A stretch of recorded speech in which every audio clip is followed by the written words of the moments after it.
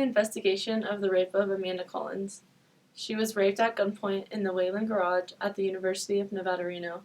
She was less than 50 feet away from the university police office. This is her story. The night I was attacked, we had just taken a midterm, and so I had parked in the parking garage because I thought that walking to the parking garage in the middle of the night, my class got over with at 10, would be safer than walking across campus in the dark over to off-campus parking.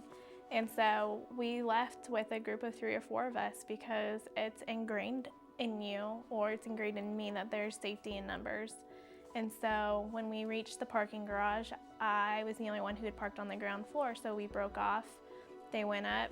Going to my vehicle, I was approaching it in a manner that I was surveying in and around it, and that was not something that's out of the ordinary for me. I've always done it since I was a kid, and it's something that I learned during my martial arts training. And so I was approaching, there was a man hunched over, hiding on the other side of a pickup, and as I passed him, he grabbed me and forced me to the ground, placed a pistol to my temple, clicked off the safety, and told me not to say anything. And then he brutally raped me. The police department was less than 100 feet, and it was on the same floor where they park their cruisers. It was closed. They closed their offices at 6 p.m. There was no safety officers present on campus at that time. I did have my concealed permit at the time. I didn't have my gun with me because as the state law stands now, or as the legislation stands now, it is illegal to carry on campus. Today, we will be covering Amanda Collins' case and the legal issues presented. James Bila, the rapist of Amanda Collins, was charged with assault with a deadly weapon, and rape. Assault is intentionally putting another person in reasonable apprehension of an immediate harmful or offensive act. Rape is the commission of unlawful intercourse or unlawful sexual intrusion. Assault with a deadly weapon is intentionally putting another person in reasonable apprehension of an immediate harmful or offensive act with an instrument designed to seriously injure or kill a person. Yes. How does assault tie into this case? James Bila assaulted Amanda Collins by intentionally putting fear or force upon her. Yes. How does rape tie into this case? Bila raped Collins because he forced her into unwanted intercourse. Yeah. How does assault with a deadly weapon tie into this case? Bila assaulted Collins with a deadly weapon by pointing a gun to her head.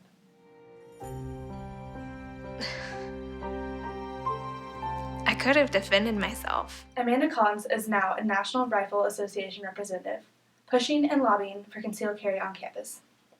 She travels from state to state in support of bills for concealed carry on campus. She tells her story and hopes that one day concealed carry will be legal on all college campuses. Amanda says and questions every day, what would have changed if I was carrying my weapon that night? I know, without a doubt in my mind, that there is a particular point in time during my attack that I would have been able to stop it as it was in progress.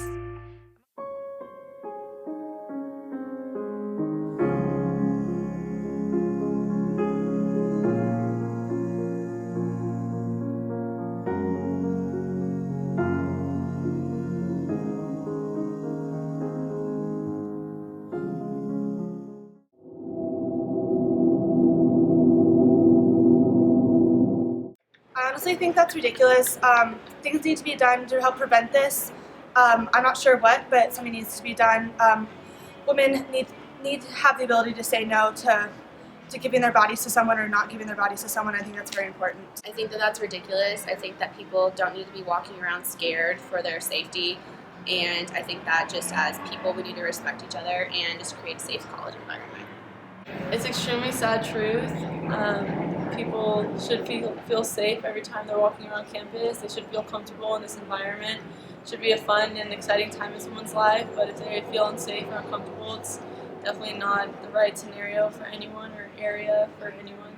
That's a bit an outlandish total considering today's society and how everyone should know that no means no, but given that this case, concealed weapons, if a lady has a concealed weapon on her, she can then defend herself appropriately. I think that's pretty scary.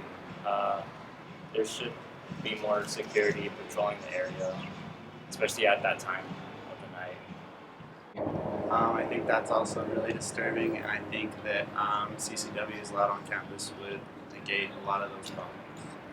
I think it's ridiculous, and that it probably should have a little bit more camp security around it to stop some of that stuff.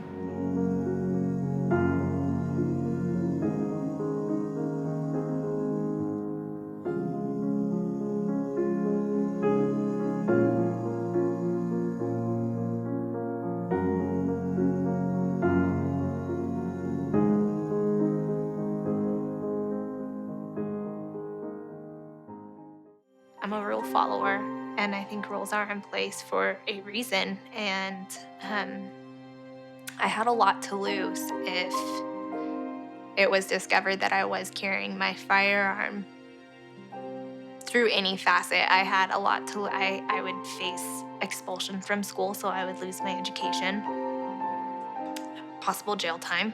I would lose my ability to forever be able to carry a concealed carry permit because I would then be a felon.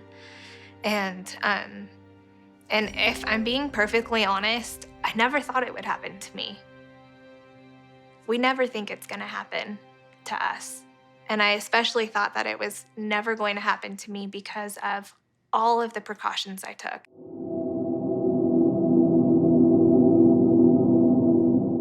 I think concealed carry on campus is necessary. I'm from Texas. Concealed carry is all around me. I'm pretty used to it, and I just feel like if it was on campus, it would give women the ability to say no to something that they don't want to be happening, or to help someone in a situation that is obviously they don't want to happen.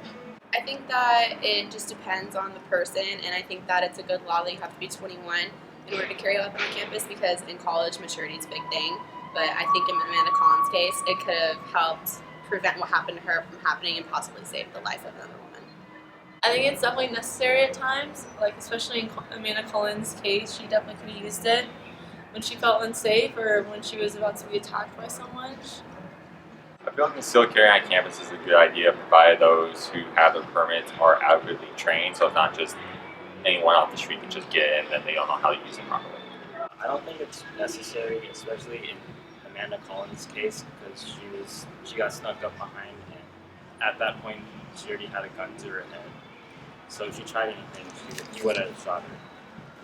I think it's a necessity, especially with all the violent crimes that happen on campus every year, and I think that we should be working towards getting that passed real soon. I think it should be approved. With all the crime going on around here, I think it's a good thing. But, yeah.